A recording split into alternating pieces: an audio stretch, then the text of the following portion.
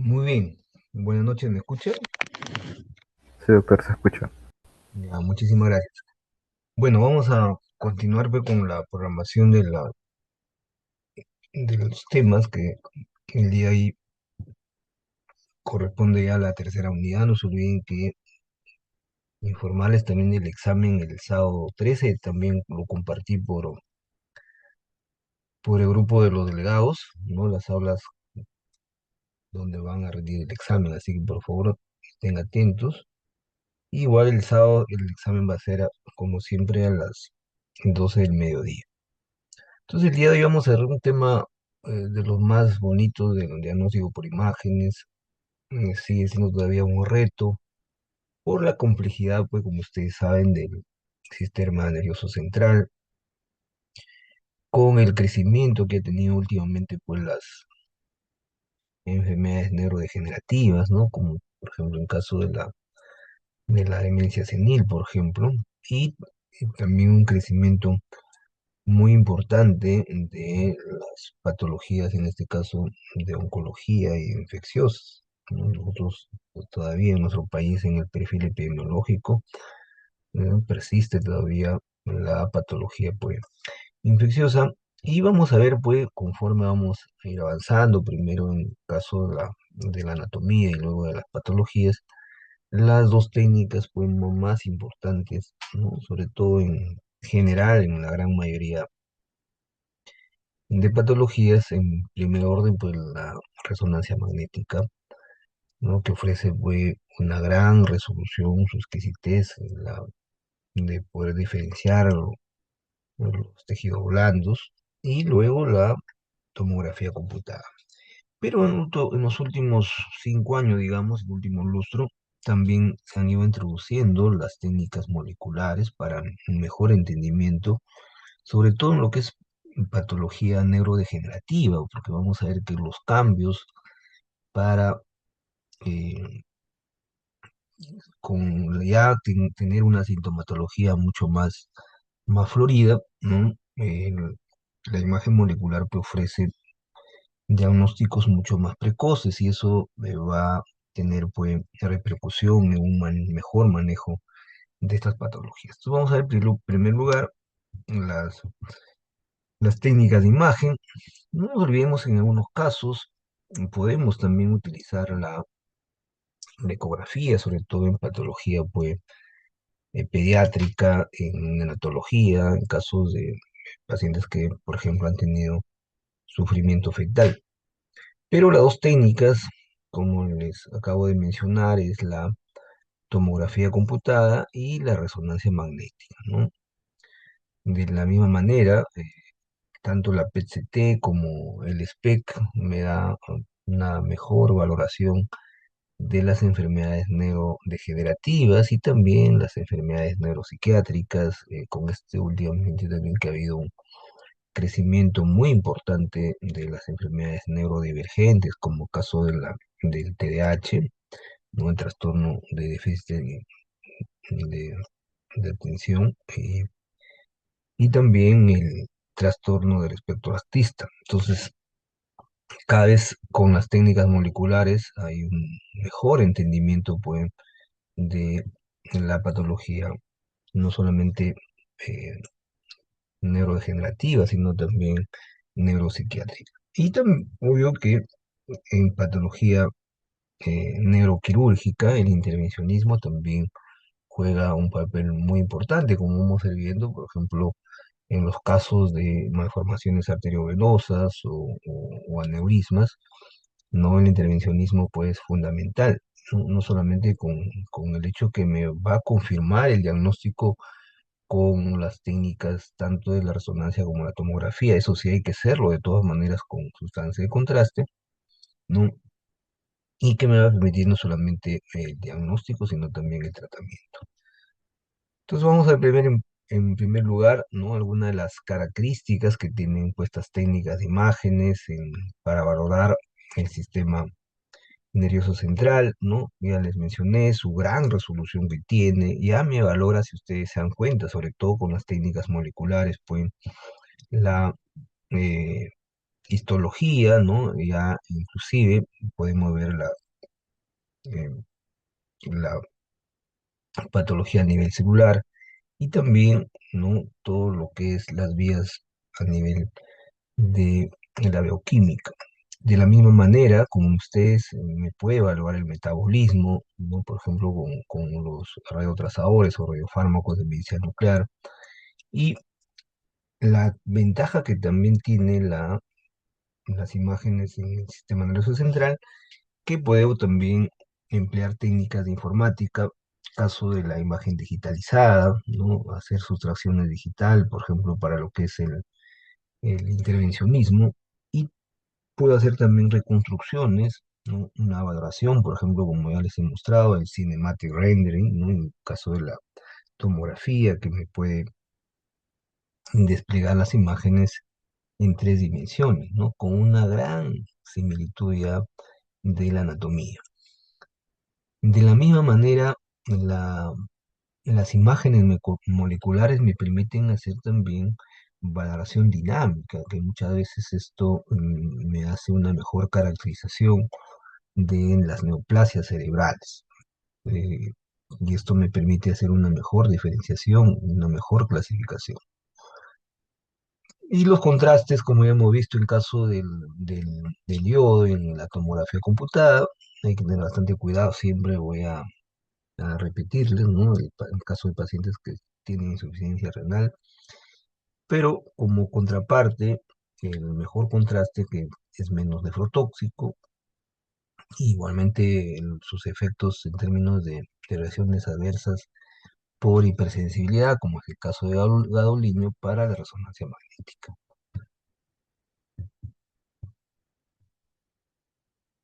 Una de sus grandes ventajas que tiene pues la resonancia magnética, como ya les dije, que me hace una mejor valoración de la anatomía del sistema nervioso central, ¿no?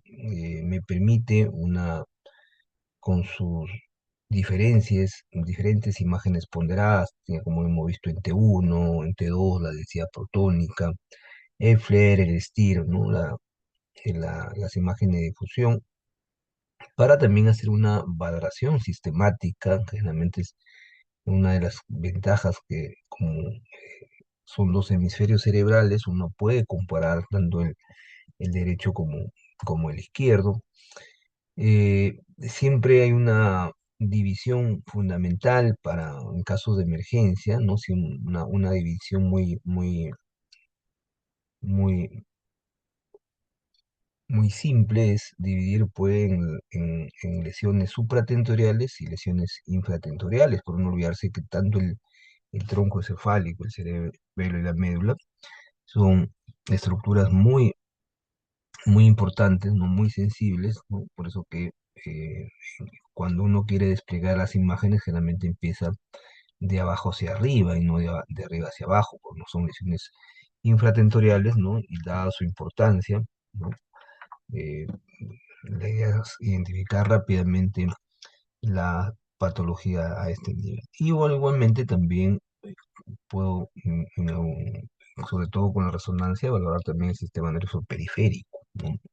Los pares craneales, ¿no? Su origen, su recorrido, la inervación, ¿no? Y igualmente el sistema autonómico, tanto el simpático como parasimpático, hay un crecimiento muy importante por el hecho que, como voy a repetir, la resonancia me hace una valoración mucho mejor de lo que. Entonces ahí tienen una resonancia magnética, esta imagen está ponderada en T1, ya les he dicho en varias oportunidades, ¿no? T1 mm, tiene ciertas características, las más importantes, pues no olvidarse que el líquido cefalorraquídeo, no vamos a visualizar hipointenso, por ejemplo, como el caso acá del ventrículo lateral, o la cisterna perpontina, ¿no? El cuarto ventrículo, ¿no? La cisterna cuadrigeminal, ¿no? La cisterna magna, si ustedes se dan cuenta, inclusive parte del canal medular que se logra ver acá, lo visualizamos hipointenso, líquido. Luego la segunda característica, no se olviden, es que la grasa lo vamos a visualizar, ¿no? Hiperintensa, como ustedes están viendo acá. Y tercero, si ustedes se dan cuenta, vamos a compararlo con la imagen ponderada ante 2. ¿no? La imagen ponderada uno tiene una gran resolución, por no decir es la mejor imagen ponderada para evaluar la anatomía. Se ve perfectamente, como ven ustedes ahí, en el caso del hemisferio cerebral, los surcos, muy bien, como ya les comentaba, el tentorio, justamente por eso que a partir del tentorio, que también se conoce como la tilde del cerebelo, todo lo que es para arriba es supratentorial y todo lo que está para abajo es infratentorial. Por eso les hablaba caso del cerebelo, por ejemplo, ¿no? La médula, la protuberancia. Definitivamente, cualquier lesión a este nivel va a ser muy, en muchos casos, funestos. El paciente inclusive puede morir si no se le da la atención inmediata. Por eso es importante también hacer desplegar las imágenes como ven ustedes. Por ejemplo, me había olvidado que este es un corte sagital, ¿no? No olviden, los cortes sagitales van de derecha a izquierda. Y esto es el caso, por ejemplo, de la ecografía, como les mencioné, en pacientes neonatos, ¿no? En los recién nacidos, que me permite hacer una mejor valoración, como ustedes ven, a nivel de cuando se produce pues hemorragia intraventricular, ¿no? Sobre todo en pacientes que tienen pues sufrimiento fetal. Definitivamente no tiene la resolución, como ven ustedes, pues eh, de la resonancia magnética, ¿no? Pero como ven ustedes, la disponibilidad de contar con la ecografía bidimensional, sobre todo en los centros hospitalarios, ¿no? Me permite una evaluación mucho más rápida, ¿no? Todos los centros no tienen resonancia. Y la tomografía, por el hecho que son recién neonatos, ¿no? Hay que evitar la exposición, eh, digamos que no se pueda justificar por término de radiación para un neonato que todavía su parénquima cerebral en general está en desarrollo. Pero con la experiencia ya puedo ubicar algunas estructuras de las más importantes. Por ejemplo, si ustedes se dan cuenta, acá está el lóbulo frontal, ¿no? Una de las estructuras que podemos definirlo bien, que se visualiza, como ven ustedes, hiperecoica, es el cuerpo calloso, por ejemplo, ¿no? Y puedo ver también acá el tercer ventrículo. Si ustedes se dan cuenta, un poco también se requiere imaginación, ¿no? Acá está, miren, el cuarto ventrículo, la protuberancia, ¿no? El bulbo raquídeo, como ya les comentaba, también la cisterna magna, ¿no? Eh, Estructuras, como ven ustedes también, del vermicerebeloso, ¿no? Acá tienen ustedes también, miren, en la tienda del cerebelo, que acabamos de verlo en la resonancia mucho mejor, ¿no? Parte del lóbulo occipital. Definitivamente obvio que no va a ser con la misma resolución de la resonancia magnética, pero patologías, sobre todo, como les dije, en caso de las hemorragias intraventriculares, ¿no? A nivel del epíndromo, podemos nosotros hacer una mejor valoración. Ahí tienen también, miren, el anterior era un corte sagital medial y decía un corte coronal, ¿no? Y ahí puedo visualizar, si ustedes dan cuenta, miren las astas, por ejemplo, las astas frontales, tanto la derecha como la izquierda, ¿no? Igualmente, miren la sección intrahemisférica, el lóbulo frontal, la cabeza del núcleo caudado, el quinto ventrículo, miren por acá, y también el septum pellucidum, que sería más adelante, igual a la parte más posterior, el tronco encefálico. Vuelvo a repetir, no con la resolución de la resonancia, pero sí me permite hacer una valoración pues, rápida de cualquier patología. Entonces, un poco para ir repasando no solamente la tomografía y la resonancia, ya le hemos ido viendo a lo largo del curso, que los cortes pues lo podemos desplegar nosotros en axiales. No se olviden que los cortes axiales van de arriba hacia abajo, los cortes coronales de adelante hacia atrás y los cortes sagitales de derecha a izquierda. Entonces acá, por ejemplo, tienen, miren, una tomografía computada. Miren la diferencia, ¿no? La resonancia magnética me puede hacer una mejor discriminación de la sustancia gris de la sustancia blanca, inclusive el espacio subaracnoideo. Pero a diferencia de la tomografía, ¿no? Hay que tener bastante experiencia. Sí puede un poco diferenciar, por ejemplo, a pesar que esta tomografía está con contraste endovenoso, ¿no? podemos ver un poco de diferenciación de la sustancia gris de la sustancia blanca. Como ven ustedes ahí, sí, parte de algunas estructuras anatómicas, como el hemisferio, el hemisferio del cerebro, por ejemplo, ¿no? Igualmente el giro frontal superior, ¿no? Las asas que acabamos de verlo también en la ecografía, ¿no? Tanto la derecha a la izquierda. El tálamo, ¿no? Igual el- en la ínsula, ¿no? Que forma parte de la ya central del hemisferio de la región frontal. Y también, si ustedes se dan cuenta, en la parte más posterior, como está con sustancia de contraste, también puedo ver, miren, la vena cerebral mayor de Galén, acá como ven ustedes, ¿no? Y la parte posterior del cuerpo calloso, si ustedes recuerdan, el cuerpo calloso se divide en el pico, ¿no? En la rodilla, ¿no? El cuerpo y el esplenio, que es la parte más posterior, por eso que, ¿no? Acá estaría, digamos, en la parte más anterior del, del cuerpo calloso. Y observen ahí, para valorar, como les acabo de mencionar, la fosa posterior, que corresponde a la región más infratentorial. Y esta imagen ponderada, si ustedes se dan cuenta, es sigue siendo en T1. Miren cómo la grasa inclusive acá retroocular, lo vamos a ver más hiperintensa, ¿no? Y por ejemplo acá, ¿no? Igualmente acá parte de la región del espacio del masticador, ¿no? Pero acá ven ustedes algunas de las estructuras muy importantes, por ejemplo, el lóbulo temporal izquierdo, ¿no? Igual acá, que lo vamos a ver la próxima clase de lo que es patología y anatomía y patología del sistema endocrino uno, caso de lo que es la glándula hipófisis. Si ustedes se dan cuenta acá, miren la glándula hipófisis.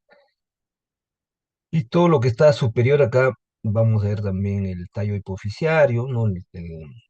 El, el quiasma óptico, ¿no? La cisterna quiasmática. Por acá está, si ustedes recuerdan,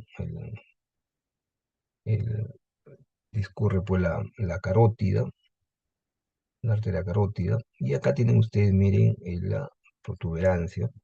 Esta es una estructura muy importante, vamos a ver más adelante las patologías, ¿no? El ángulo punto severoso, un poco más adelante la cisterna, por ejemplo, ángulo punto era muy frecuente de la localización de los schwannomas o los nerinomas del acústico, y también el vermis cerebeloso, ¿no? Que va a ser, une los ambos hemisferios, tanto el hemisferio cerebeloso derecho como el izquierdo. Entonces, como ven ustedes, siempre repasando pues la ventaja que tiene la resonancia con respecto a la anatomía.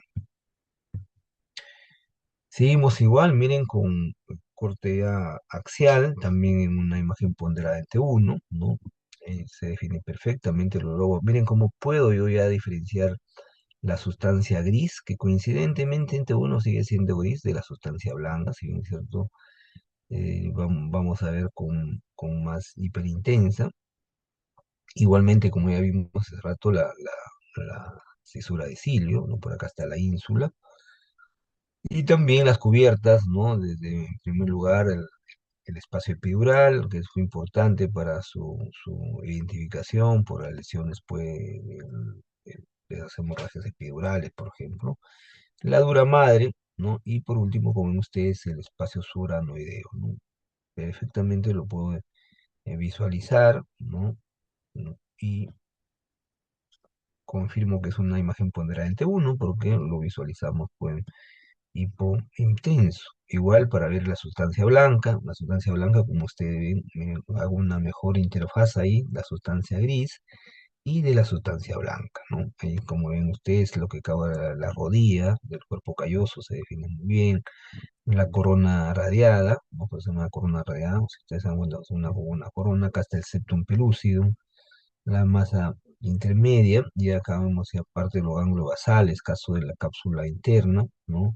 La cápsula externa que está más externa, por ejemplo, cápsula externa, y el número 3 que viene a ser el rodete, ¿no? Del cuerpo calloso, ¿no? Pero no se olviden que el cuerpo calloso tiene la rodilla, ¿no? Y más posterior el rodete.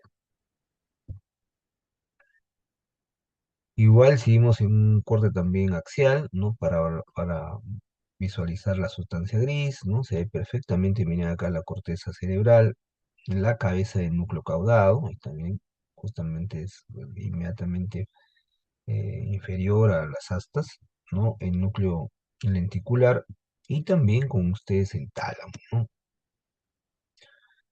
Este es un corte muy valioso para poder valorar, si ustedes se dan cuenta, ¿no? Los lóbulos temporales, como también acá, tanto el derecho como el izquierdo. Se puede observar mucho mejor el hipocampo, ¿no? Que es clave para el centro de la memoria.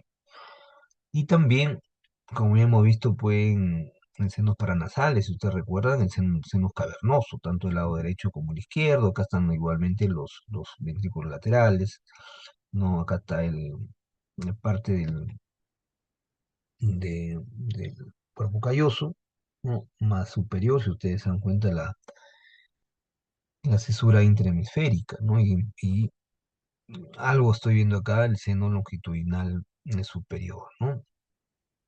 Más adelante también hay unas imágenes, ahí también lo confirmo. Miren acá el seno longitudinal superior, y acá, si ustedes se dan cuenta, miren el espacio que se ve hipointenso, ¿no? No subaranoideo.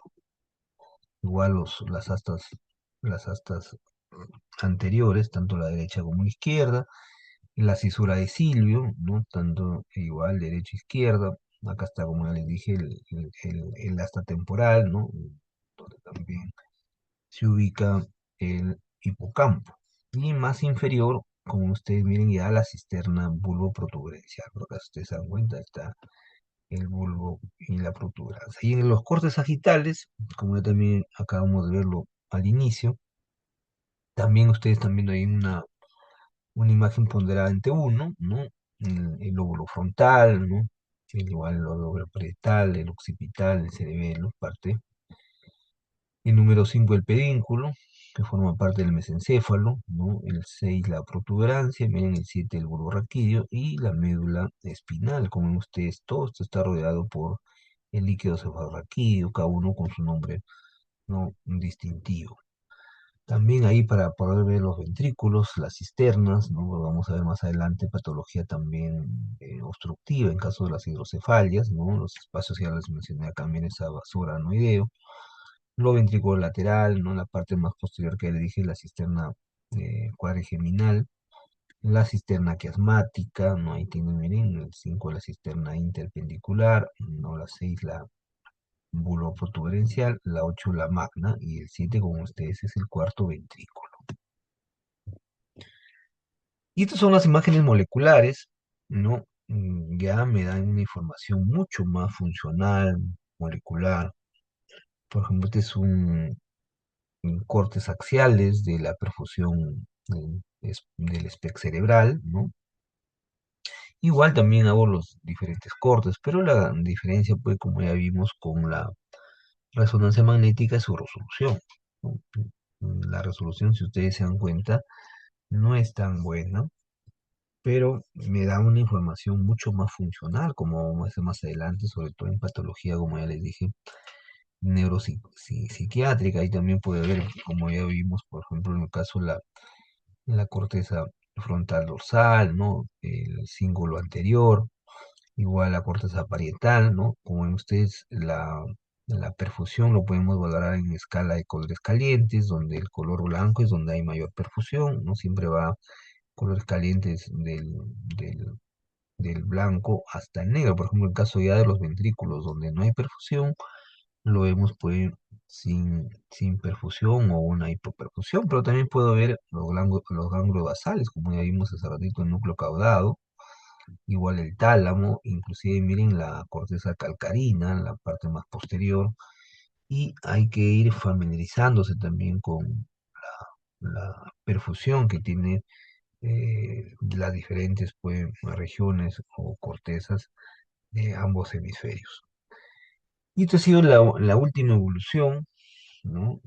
Tecnológica de imágenes. Todavía nosotros no contamos en nuestro país, que es la P-resonancia, ¿no? Entonces ahí tienen, miren las diferentes secuencias, ¿no? En caso este es un MAPREG de resonancia, donde de hecho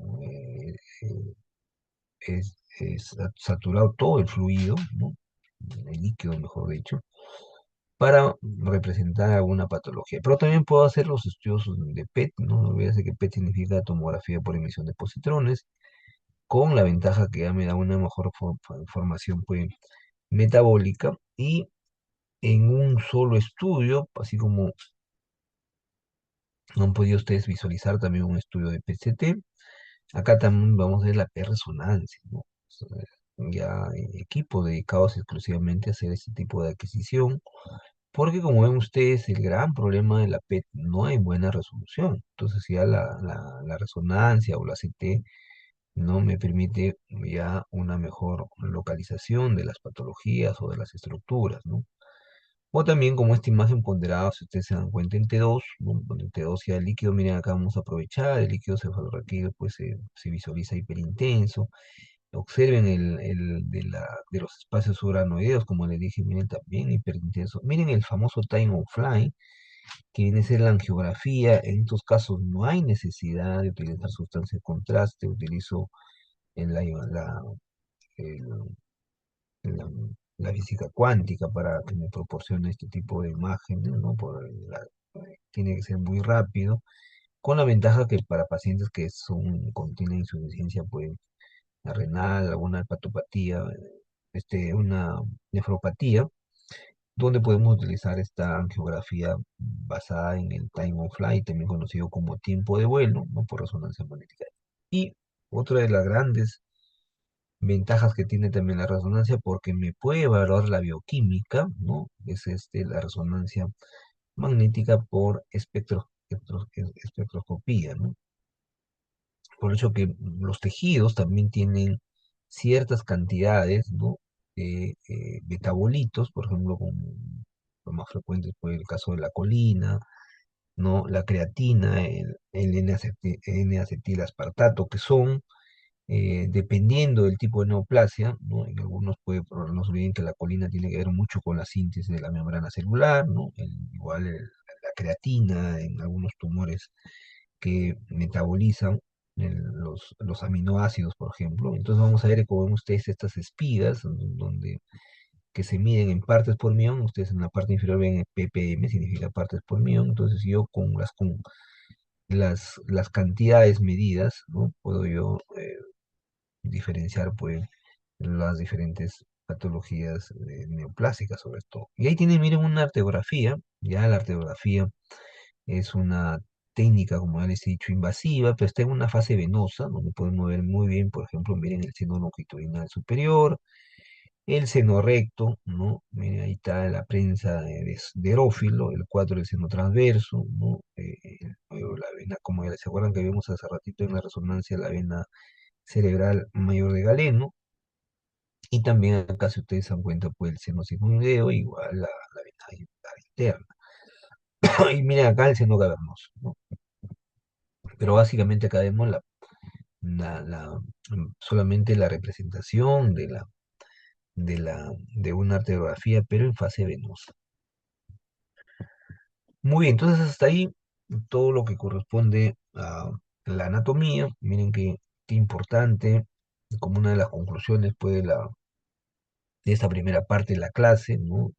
Tener en cuenta que no hay mejor técnica para valorar la anatomía del sistema nervioso central que la resonancia magnética.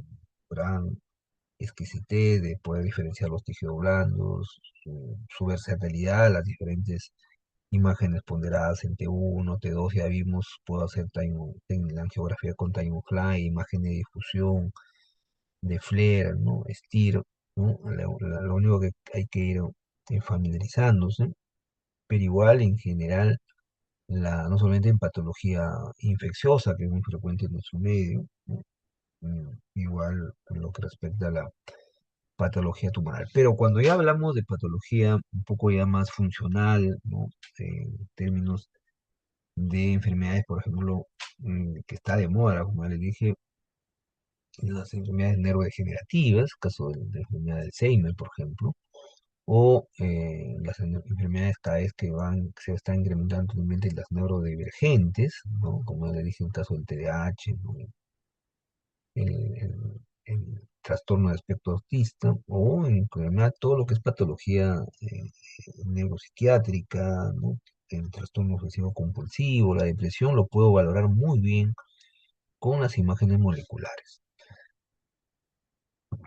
Entonces ahí la primera parte y vamos a continuar, pues al final es ya las preguntas que tienen y vamos a ahora ver la patología. Entonces, como siempre, vamos a empezar primero con la patología congénita, como hemos estado viendo en los demás capítulos, y luego vamos a ir viendo pues, lo que concierne a patología, una de las que sí es muy interesante, es la patología traumática, por ejemplo. Muy bien, ¿se logra ver las diapositivas? ¿Algún alumno, por favor, para poder proseguir? ¿Se logra ver? Sí, Sí, doctor. sí, doctor.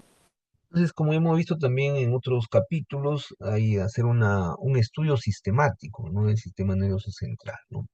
Eh, para, ya les he dicho, como cuando uno evalúa a un paciente, siempre tendremos que tener un orden, ¿no? Si nosotros nos ordenamos también imágenes, no se nos va a ocupar ningún, digamos, detalle. En realidad, ya les he dicho que mejor va a hacer un mejor diagnóstico es el que mejor ve, y no solamente el que mejor ve, sino que lo que ve tiene que caracterizarlo mejor.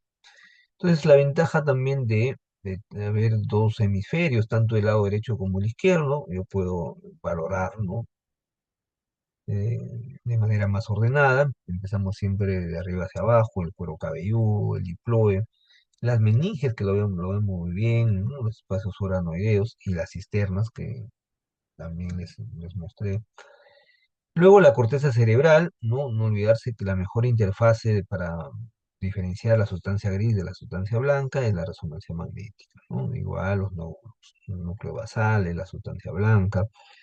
Los ventrículos, en caso de los ventrículos tengo que describir su simetría, ¿no? Su volumen. Y por último, por eso si ustedes se dan cuenta, va de arriba hacia abajo, el tronco cefálico y el cerebelo. Entonces, de la patología del sistema nervioso central, vamos a empezar primero con las malformaciones congénitas. Entonces, vamos a hacer todo un buen repaso de la enfermedad vascular cerebral, una de los que más en los hospitales, pues, como el caso de Rebagliati, la Minara, ¿no? Los de Mayo, mucho caso de lesiones isquémicas, ¿no? Está muy ligado sigue siendo todavía la enfermedad hipertensiva. Igual ¿qué pasó?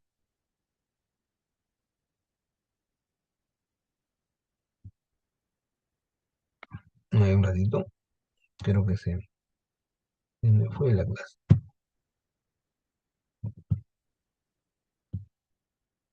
¿Logran ver?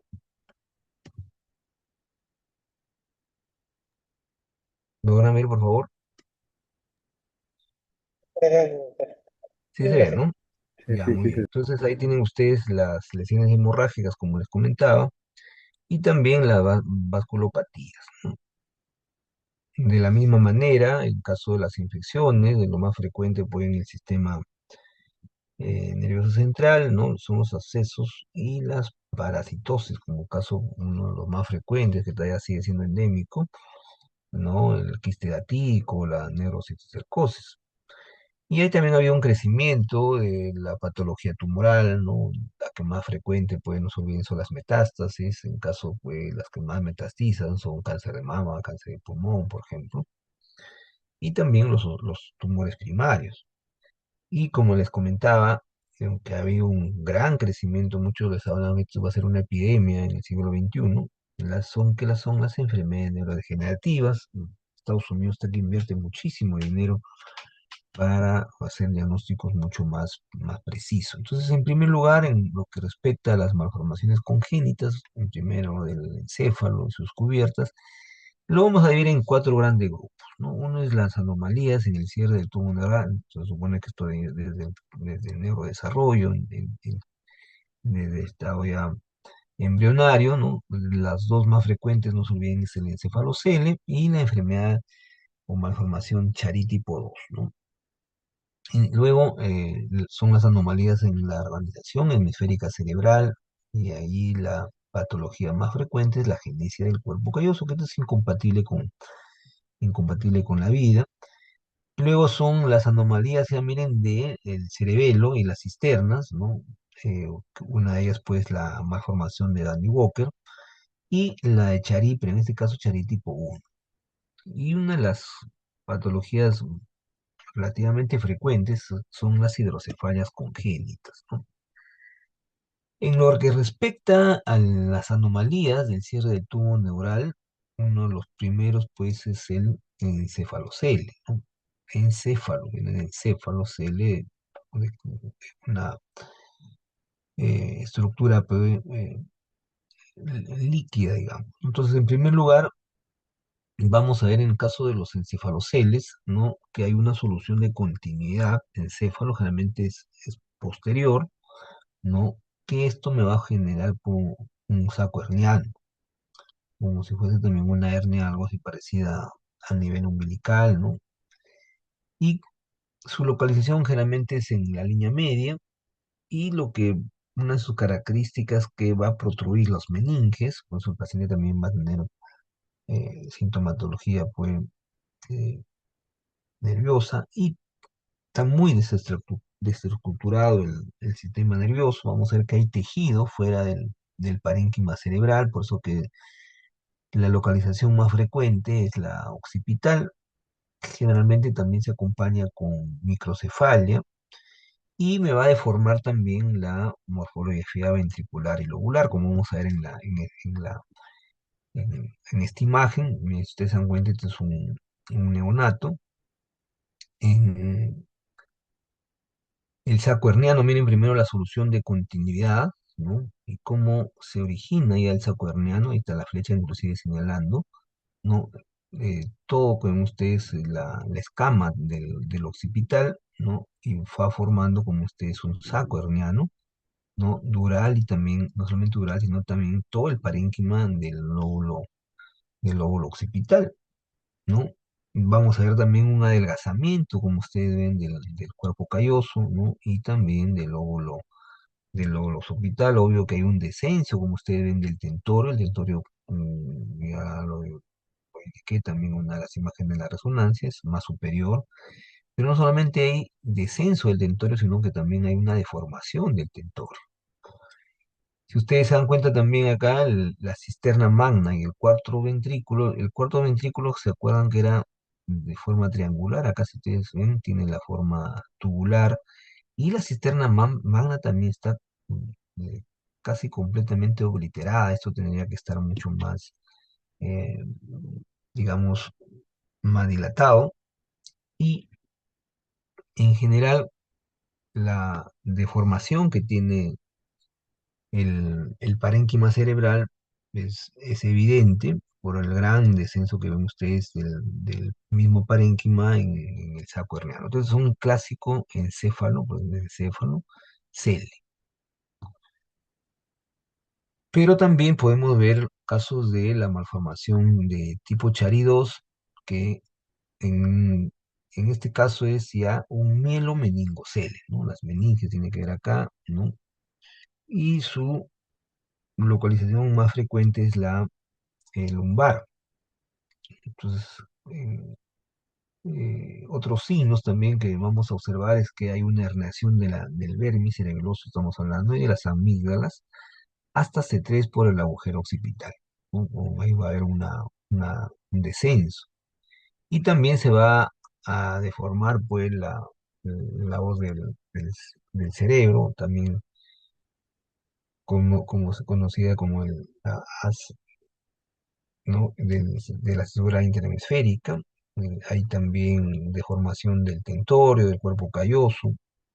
Se elonga de manera caudal el cuarto ventrículo, va a tener una forma tubular, casi algo así como el encefalocele, Y también hay un aumento, pues, del espacio supratentorial, ¿no?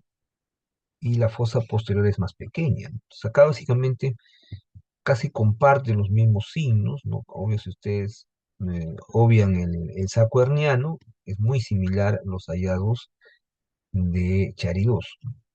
Pero la característica del Chari-2, ¿no? Comparado a diferencia del Chari tipo 1, es que va asociado, como ustedes ven, a un mielomeningocele, ¿no?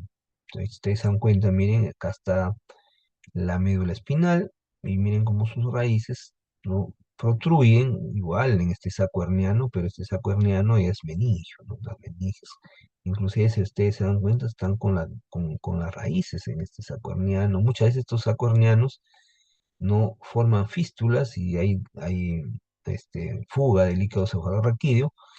Y otra característica, si ustedes se dan cuenta, que el canal medular no está más ensanchado, como ustedes ahí en la región lumbosacra, ¿no? Porque ustedes acá está la L5, L4, L3, acá está S1, S2, ¿no? Está completamente ensanchado. Entonces, esto es una característica clásica de los mielomeningocele, pues, lumbares.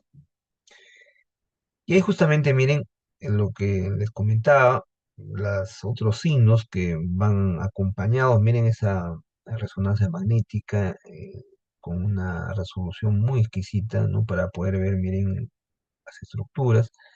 Y como ya les dije, pues una era la herniación de las amígdalas, ¿no? Miren, las amígdalas están más inferior, ¿no? La cisterna magna también está uleterada, pero comprime ahí la médula espinal. Y también observen, cosa que comparte casi con los mismos signos, son muy similares al encefalocele. Observen, miren, el cuarto ventrículo es más tubular, hay el descenso del tentorio también, ¿no? No solamente del tentorio, sino también del lóbulo occipital. Y el cuerpo calloso, como ustedes ven, pues está adelgazado, ¿no? Hay un adelgazamiento del cuerpo calloso, y no solamente eso, sino también hay una hidrocefalia. Miren cómo está el ventrículo lateral, inclusive el tercer ventrículo completamente dilatado, y eso que hace que también la, en general el cerebro, como ustedes ven, se visualiza de mayor volumen. Y en caso de las hidrocefalias, ¿no? Una de las más frecuentes son las obstructivas, ¿no? Una hidrocefalia se puede valorar muy bien con la tomografía, porque el signo más importante en una cefalea es la dilatación de los ventrículos, ¿no? Por eso que uno puede ir midiendo primero el diámetro bifrontal, que debe ser mayor de un tercio del diámetro biparietal. Uno hace la medición del ángulo frontal y está disminuido en su amplitud en menos de 100 grados, ¿no? Vamos a ver también que está alargado, adelgazado. Y los ventrículos se ven, pues, con bordes muy mal definidos, ¿no? Y las cisternas basales también están obliteradas, igualmente los surcos, ¿no? Entonces ahí tienen, miren, una tomografía computada. Como les comentaba, miren, y ya el ángulo frontal está completamente agudo. Observen la dilatación muy significativa. Estas son las astas anteriores, ¿no? La dilatación es muy importante, no solamente de la anterior, sino también, miren, posteriores. Y también la dilatación del tercer ventrículo, ¿no? Si ustedes se dan cuenta, el borramiento muy importante, los surcos, ¿no? Vemos los surcos corticales, ¿no? Y no hay una buena diferenciación también de la sustancia gris de la sustancia blanca, ¿no? Se ve como si fuese una sola entidad. Y esto es una resonancia magnética, ¿no? Si ustedes se dan cuenta, también los surcos están más angostos, ¿no? Debería verse mucho mejor.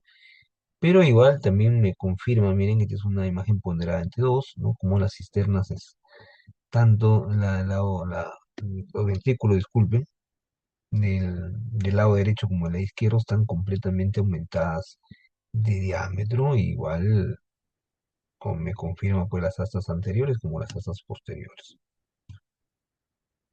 Entonces ahí tienen la hidrocefalia primero obstructiva, y estas ya las hidrocefalias que son las comunicantes, ¿no? En este caso el aumento es mucho más severo, ¿no? Tanto de los ventrículos laterales,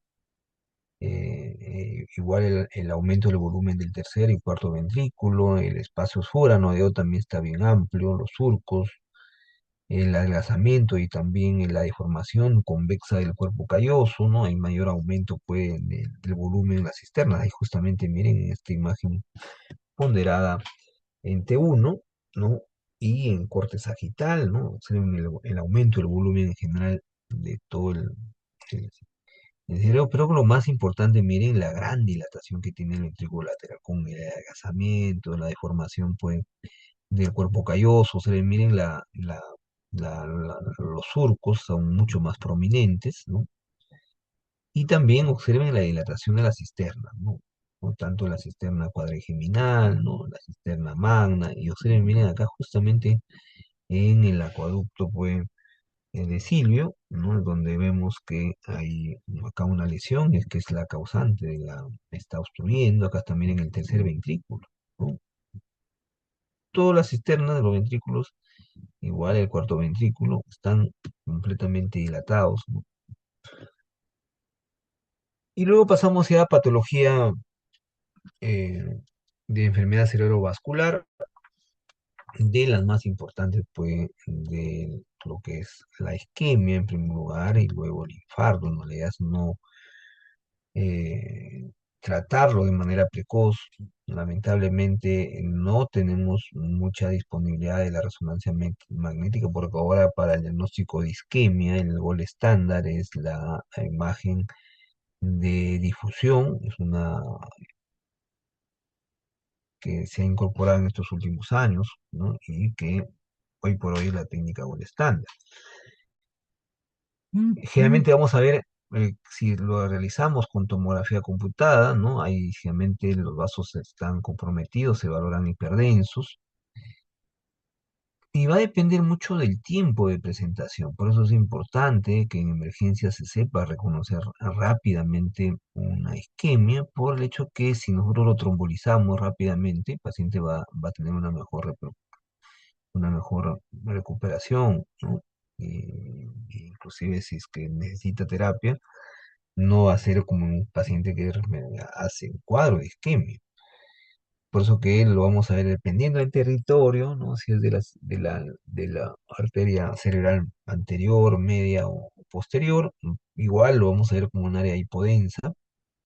No vamos a hacer una buena interfase de la sustancia gris de la sustancia blanca. Hay también edema de los ganglios basales, el edema lo vamos a ver hipodenso. Hay borramiento de los surcos de la cisura de la sustancia. Por eso que ustedes se dan cuenta, la idea es que a las 24 o 48 horas se puede producir una transformación hemorrágica. En vez de verla hipodensa, lo vamos a ver hiperdensa, ¿no? Entonces ahí tienen ustedes, miren, esta es la técnica actualmente gol estándar, ¿no? Por ejemplo, una isquemia de la arteria cerebral media. Combino la imagen ponderada en T2, ¿no? Miren, acá está un área, ¿no? Ligeramente hiperintensa, ¿no? T2. Obvio, si ustedes comparan con la intensidad de líquido cerebroraquídeo, es menor, pero obvio que es mayor que la sustancia blanca. Y hay una métrica que forma parte de,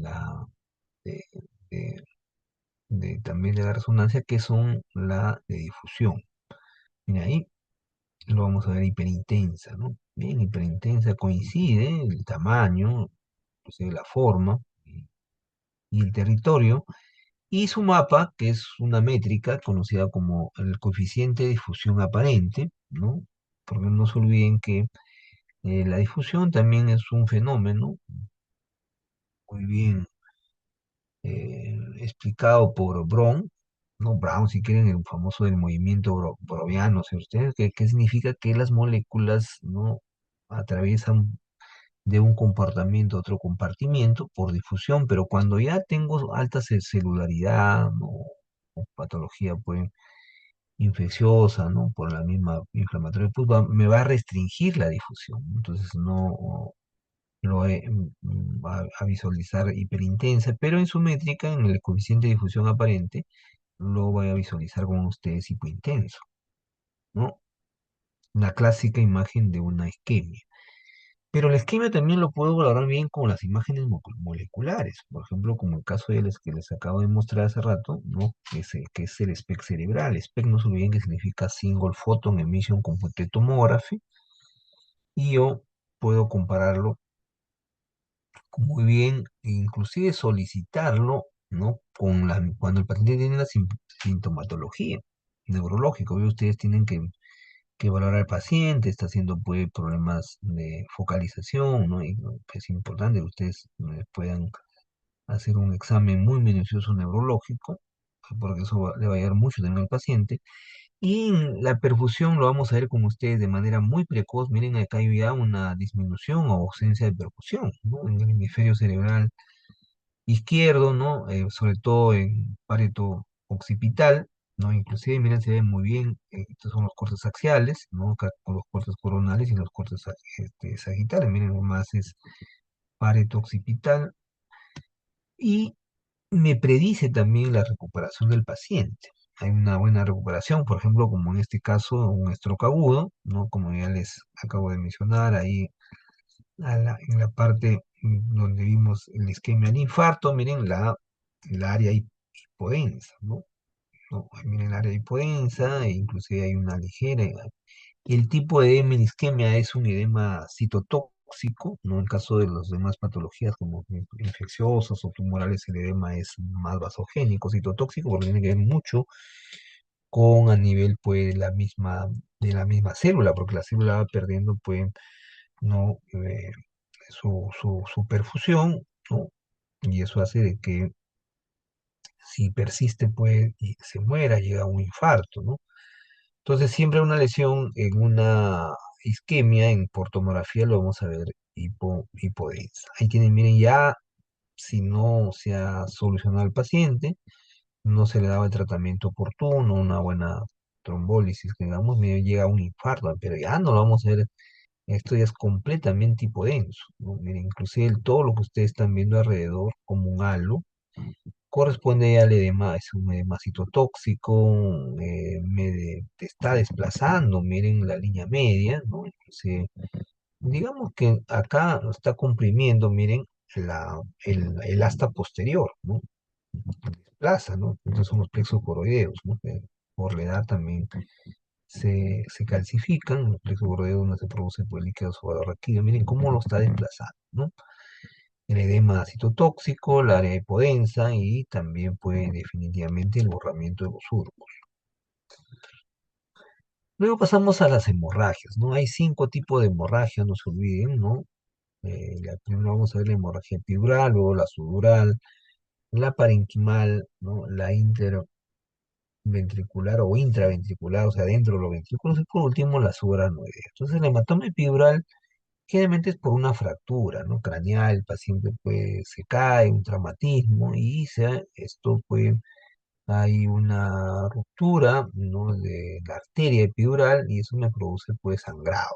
Y el sangrado con tomografía computada lo vamos a visualizar en la fase aguda, nunca se olviden, ¿no? Por eso que es clave que ustedes sepan identificar, importantísimo con la clínica, o muchos de los pacientes están también con el trastorno del sensorio, pero finalmente puede haber sido con un familiar, le den la información. Entonces ustedes pueden rápidamente intervenir, porque estos pacientes necesitan, si todos son quirúrgicos, no es algo que sean pequeñitos los hematomas. Los hematomas van sangrando, se van acumulando más el hematoma. Y como ven ustedes, generalmente pues vamos a ver en la calota craneana trazos de fractura, ¿no? Se van generando también burbujas aéreas, ¿no? Un 20%. Producto pues la misma herida, ingresa aire, que en este caso es un neumoencéfalo.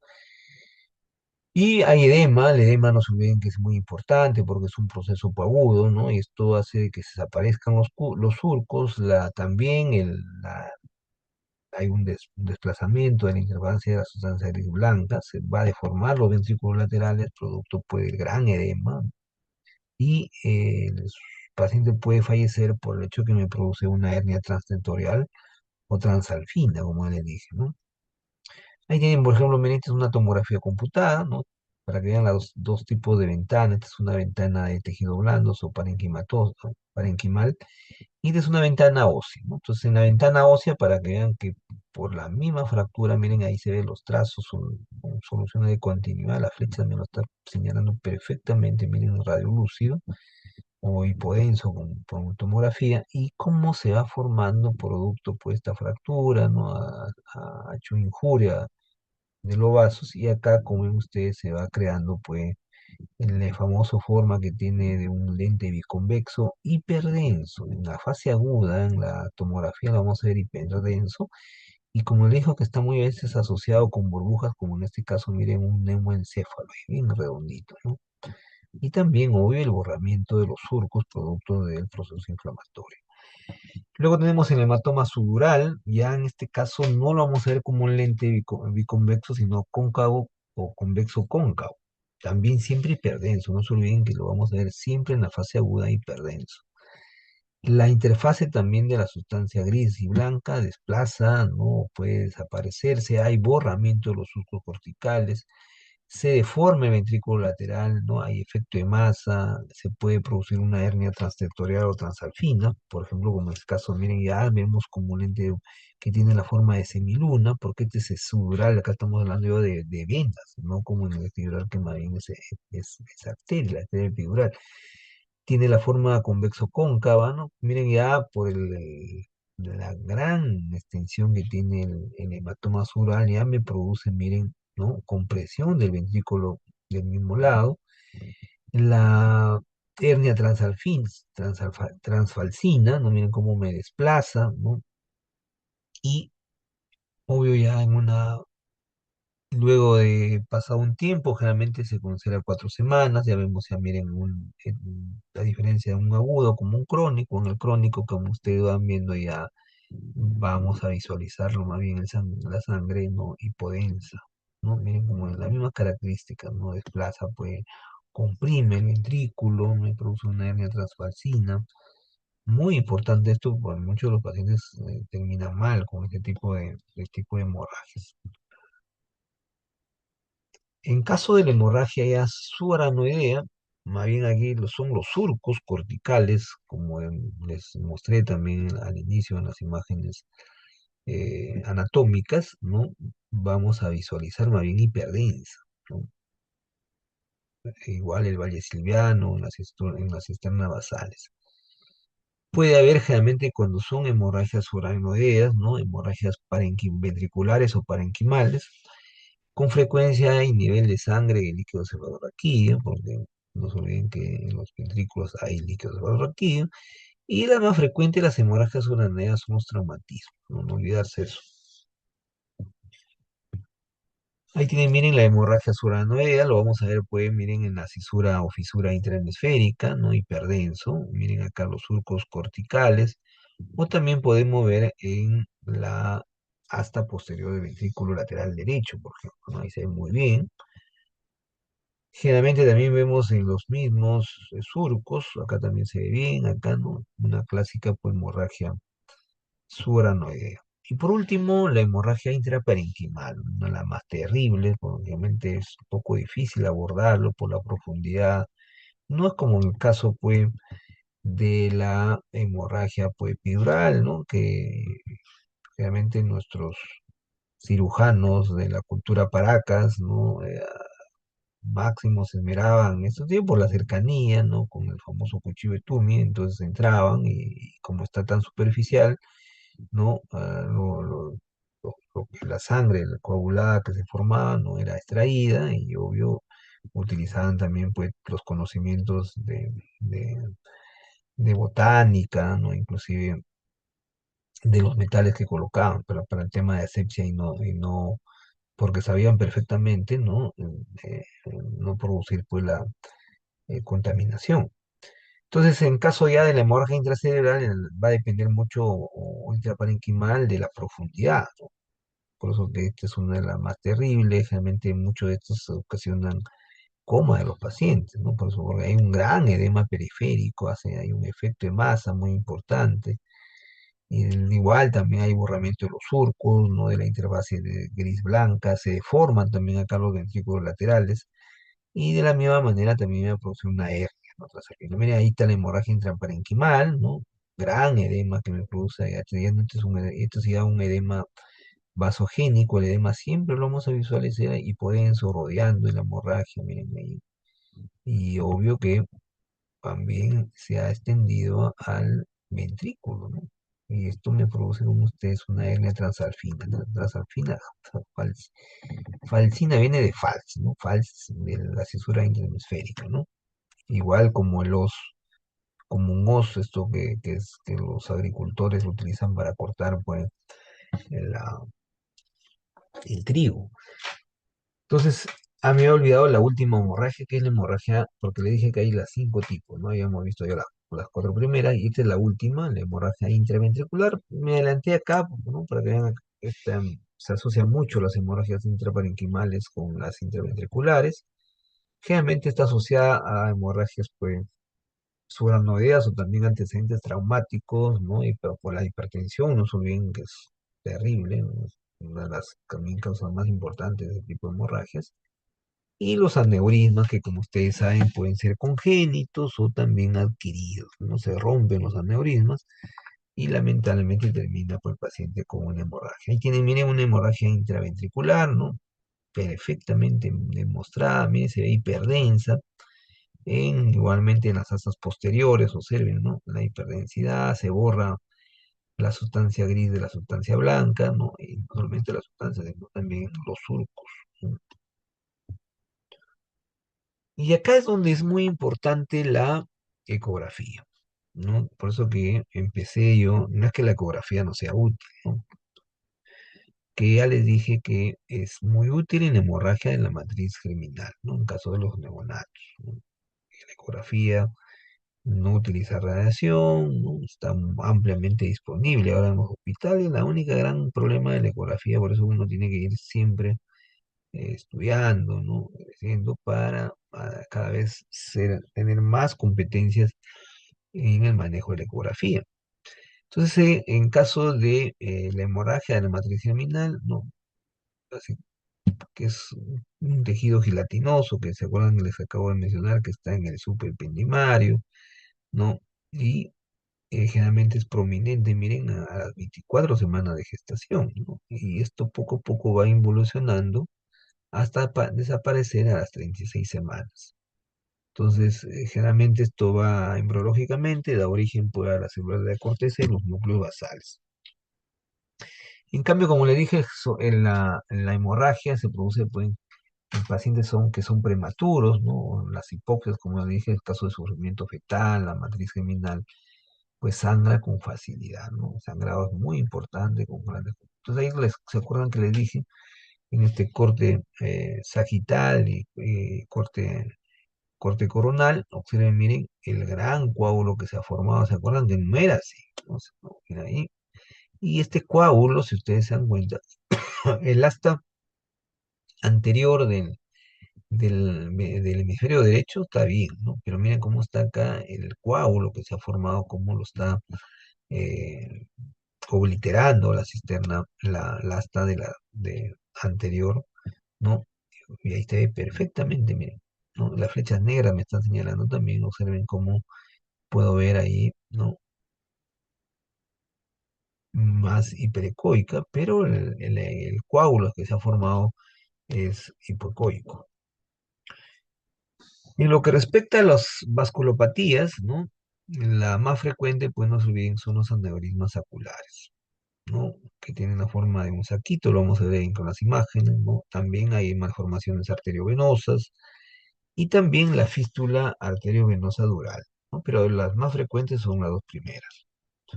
Ahí tienen, miren, la arteriografía, ¿no? Ya les mostré que es el gol estándar, ¿no? Miren, se administra también por vía endovenosa, simplemente el acceso, no se olviden, es la arteria femoral, entonces se iba introduciendo el contraste, el intervencionista está mirándole en un monitor, me hace el diagnóstico con usted de aneurisma, tremenda aneurisma, miren, ahí está su fondo, su cuerpo, ahí también en el istmo, generalmente se puede utilizar una sustancia esclerosante, cierra acá, ¿no? Y muchas veces salvamos la vida del paciente, porque imagínense que esto se rompa un aneurisma la tasa de mortalidad es altísima. Pero también puedo utilizar la tomografía con contraste, mire, es el mismo paciente, ¿ah?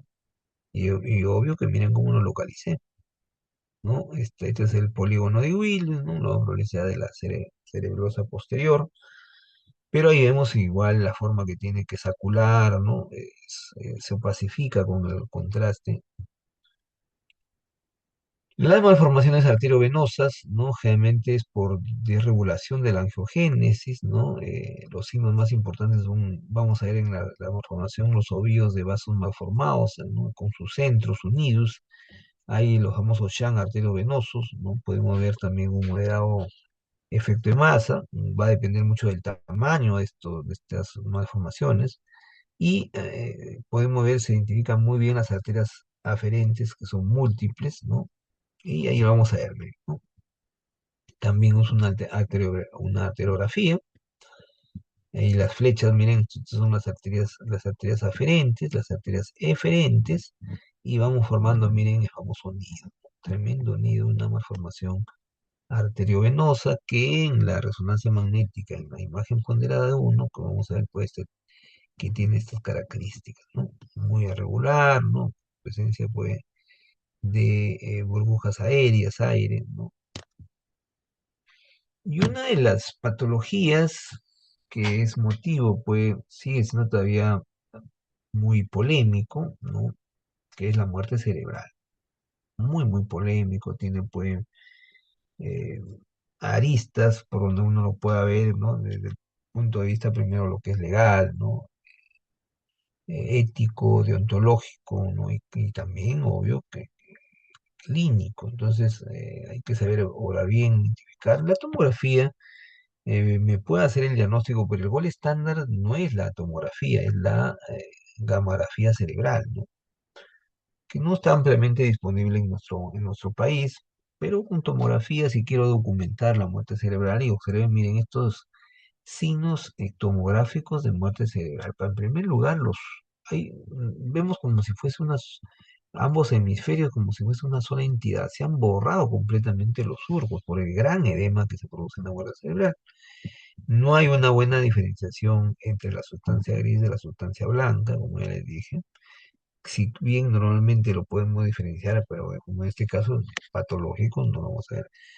También hay borramiento de las cisternas, ¿no? Por ningún lado de las cisternas, el cuarto ventrículo, y también había ausencia de llenado del contraste en las arterias intracarnales, porque si ustedes se dan cuenta, esto está con contraste. ¿Por qué digo que está con contraste? Porque miren,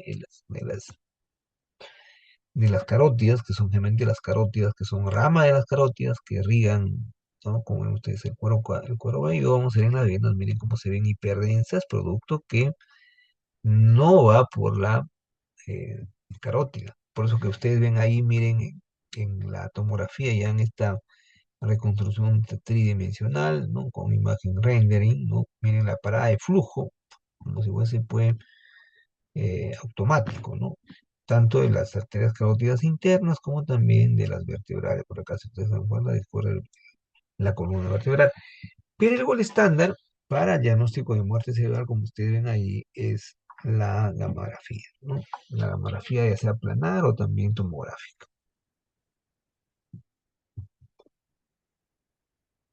Un recuerdo, un caso de las infecciones, lo más frecuente en los abscesos cerebrales, como este es un exceso, pues, ahí es la mediasis, ¿no? En el contexto, por ejemplo, yo en el hospital neoplásicas, lo que más diagnosticamos son en caso de pacientes que son inmunodeprimidos, ¿no? Los pacientes inmunodeprimidos no solamente hacen, pues, abscesos cerebrales, ¿no? Pueden ser diferentes patologías infecciosas, pero la característica, como ustedes, de un absceso, ¿no? Que ven ustedes una imagen, pues, que hemos visto compleja, ¿no? Tiene un realce a la sustancia de contraste de forma periférica, no miren el gran edema, miren, o sea, la evaluación sistemática nunca se olviden que empiezan ustedes de forma comparativa, no tanto el hemisferio derecho, siempre empezamos siempre con el hemisferio derecho izquierdo, y el gran edema, miren, tremendo edema vasogénico, muy, muy significativo, ¿no? Tremendo edema, se ve hipodenso, obvio. Las encefalitis, ¿no? Encefalitis es lo más frecuente, no se olviden que es el P simple, Miren, se ve el área hiperintensa, ¿no? Ya no hipo, cambiamos la terminología básica. Hiperintensa, tremenda en el lado parietal derecho. Y estas son las diferentes formas de presentación de la neurocisticercosis, ¿no? Todavía, increíblemente, tengamos nosotros en nuestro país neurocisticercosis. Entonces ahí vamos a ver en primer lugar, en esta es una imagen ponderante 2, ¿no? Miren el líquido cefalorraquídeo, pero acá vemos algunas lesiones que son nodulares, ¿no? Como tienen también un intenso realce a la sustancia de contraste. A diferencia de las vesiculares, son realmente únicas, ¿no? Muy, respetan, como ustedes ven, la región, pues, cortical, ¿no? Tienen un también realce periférico a la sustancia de contraste, ¿no? Y pueden verse también algunas vesículas, como está bien señalando la flechita. Y entonces, por última, la nodular calcificada, ¿no? Muchas de los Scolex no logran morir y se van calcificando, ¿no? Y van dejando puestas huellas, ¿no? Ahí en el cerebro. Y en caso de los tumores cerebrales, ¿no? Estos hay que tener bastante importancia cuando ustedes tengan alguna oportunidad de su formación o ya cuando sean médicos, ¿no? Los tumores cerebrales, pues, es un gran reto. Lamentablemente se curan cuando están en estados precoces, ¿no? Bueno, ya el cáncer, pues, está muy avanzado en términos de tamaño, ya me infiltran, ¿no? Obviamente, las quimioterapias no son ideales, ¿no? Igual la radioterapia trata de manera parcial, por eso que los tumores también cerebrales es un gran reto para los médicos. Entonces, los signos directos, vamos a dividirlo en signos directos y en signos indirectos. En caso de los signos directos, esto ya ha venido también en el examen del INAM, como siempre les he dado a perlas de las preguntas que más frecuentes, si es que preguntan en el capítulo de sistema nervioso central, uno de ellos me había olvidado, es en caso de patología isquémica, ¿no? Siempre viene. Y en los tumores cerebrales, esto de los signos, ¿no? Entonces, realmente lo que vamos a ver es una masa, ya sea hipo, hiperintensa, si utilizamos resonancia magnética. Y el segundo signo es que hay un incremento de realce cuando uno administra la sustancia de contraste por su gran vascularización. Como en este caso, por ejemplo, miren, ¿no? La masa es una masa compleja, tiene un realce, pues, heterogéneo, ¿no? Y observen acá la gran cantidad de edema, porque vamos a ver que son los signos directos y los signos indirectos. Y en los signos directos vamos a ver los signos indirectos, los signos periféricos, ¿no? Ahí tienen uno de ellos, el gran edema que está alrededor de la masa compleja. Entonces, ahí tienen ustedes, uno es por el efecto de masa y los otros signos periféricos. El efecto de masa, básicamente, por si va a depender mucho del tamaño. Si ustedes se dan cuenta, miren cómo desplaza la línea media, está haciendo una hernia transalpina. Comprime, si ustedes se dan cuenta, el ventrículo, esta es una imagen ponderada entre dos. Miren, el ventrículo derecho está normal, en cambio el ventrículo izquierdo está completamente, pues, obliterado. Por eso que se desplazan los plexos coroideos, ¿no? La glándula pineal, el luz del cerebro.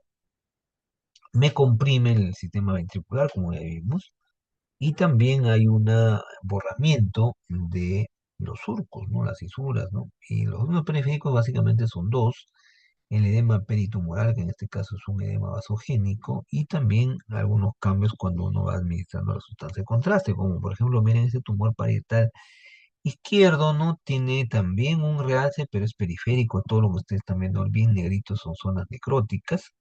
No, miren el gran edema vasogénico, un tremendo edema vasogénico y el borramiento, pues, de los surcos. Una clásica metástasis cerebral, observen, ¿no? Que ya les dije, de las más patologías más frecuentes, pues, el pulmón, mama, ¿no? Los tumores, también, eh, cáncer de colon, también es con bastante frecuencia. Y ahí tienen la característica, pues, que tiene un realce heterogéneo, ¿no? Es muy heterogéneo, miren acá, ¿no? Como también está haciendo efecto de masa, ¿no? Una hernia transalfina, pero no solamente hay tres, acá hay uno de mayor tamaño. localizado ya en la región occipital o inclusive parte ya del cerebelo, entonces más posterior, el edema, si ustedes se dan cuenta, miren el edema periférico, ¿no? Bueno, en este caso también el edema es un edema vasogénico. Y por último, en las patologías eh, neurodegenerativas, ¿no? La- una de las más frecuentes, la atrofia cortical frontotemporal, ¿no? Miren ahí los ventrículos, las características que los ventrículos están dilatados, el espacio supranoideo completamente, miren, ampliado por todos lados, y los surcos cerebrales también están mucho más anchos, ¿no? La clásica atrofia cortical frontotemporal.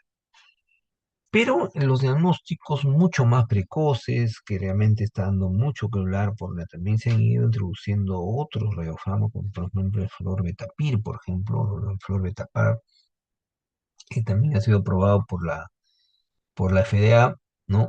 Y ahí miren el espectro cerebral con sus principales, pues, zonas donde es característica, como el caso de la enfermedad de Alzheimer, por ejemplo, es más paretotemporal, ¿no? Ahí está, miren, o la enfermedad de Pick, que es más en los lóbulos o en los giros prefrontales, o Parkinson, que aparte de los ganglios basales por la sustancia, de los receptores de la sustancia negra, y o también es parietal, o en el caso de las vasculares, que su localización puede ser indistinta, puede ser a nivel prefrontal, de los ganglios basales, igual parietal o occipital. Ahí está, miren, un clásico ejemplo de la epilepsia, ¿no? Otro de los grandes retos también en neurología, la epilepsia, ¿no? Pero muchos no se sabe todavía la causa, pero en algunos casos se debe pues, por patología tumoral, ¿no? Que son las grandes causantes de este síndrome convulsivo. Ahí tienen, miren, ¿se acuerdan que les dije el hipocampo, ¿no? Miren, ahí está el temporal, se ve perfectamente, miren el hipocampo en su tamaño, es homogéneo, pero mira que este hipocampo, ¿no? Completamente fue reducido, ¿no? Y no solamente está reducido, sino también se ve hiperintenso. Miren, comparen, este es H de hipocampo. El hipocampo está, como ustedes, el- en el, en el temporal. Pero también ha habido un avance en las técnicas moleculares, como el caso, pues miren, de la resonancia. Se acuerdan que les hablé de esta tecnología muy importante, ¿no? Ahí tienen ustedes, miren, se va viendo un tremendo hipometabolismo, ¿no? En la región frontal izquierda, ¿no? Normalmente debería haberse ataque el giro prefrontal, ¿no? Como acá, ¿no? No se ven siempre desde el lado derecho, el lado izquierdo, ahí está. El retrotrasador o radiofármaco que hemos utilizado acá es la FDG Fluor 18. Y por último, ¿no? Una patología, si bien es cierto, es bien compleja, ¿no? Por sus características, no es muy frecuente, pero realmente produce muchas consecuencias al paciente, que es la esclerosis múltiple. En sus clásicas imágenes en los una gol estándar, también por ahí puede ser una pregunta, técnica gol estándar, esclerosis múltiple, y la resonancia magnética. Entonces lo que vamos a visualizar en la esclerosis múltiple, pues son estas lesiones que ustedes son hiperintensas, que están periventriculares o localizadas en la sustancia blanca. Vamos bien que la esclerosis múltiple hay hay una desmielinización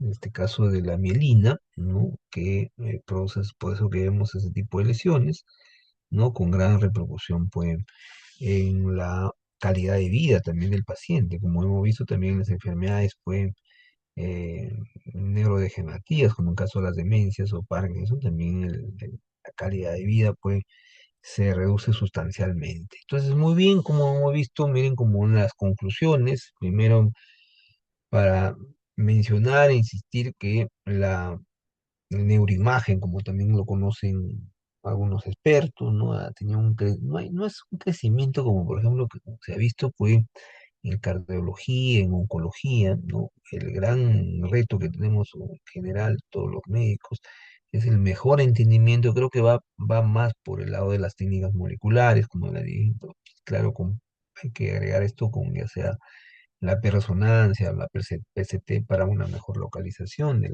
las diferentes patologías, ¿no?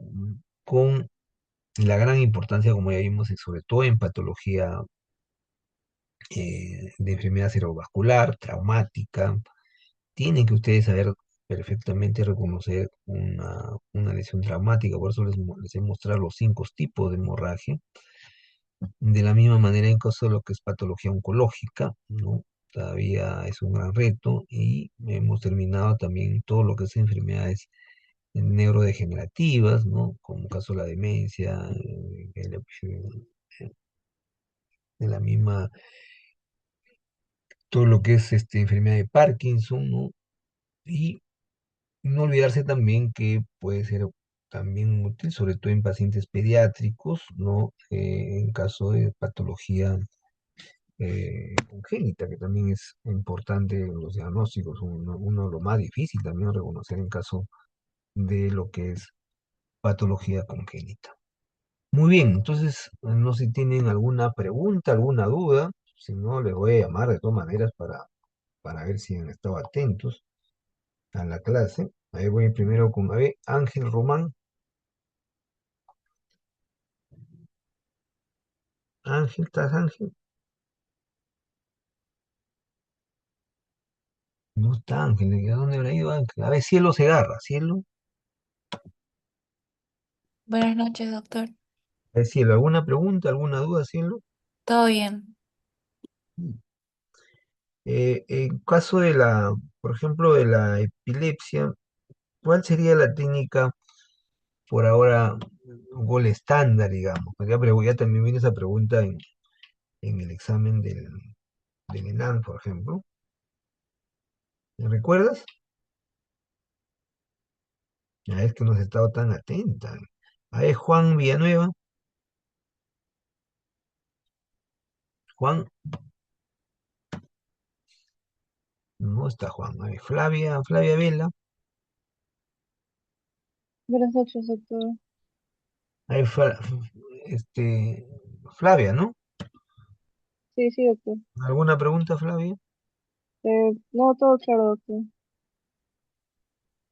Ya muy bien, entonces pues si ya no tienen preguntas, nos estamos viendo el día sábado ya en la Facultad de Medicina para el tercer examen pues del curso, ¿ya? Entonces nos estamos viendo pues hasta el día sábado.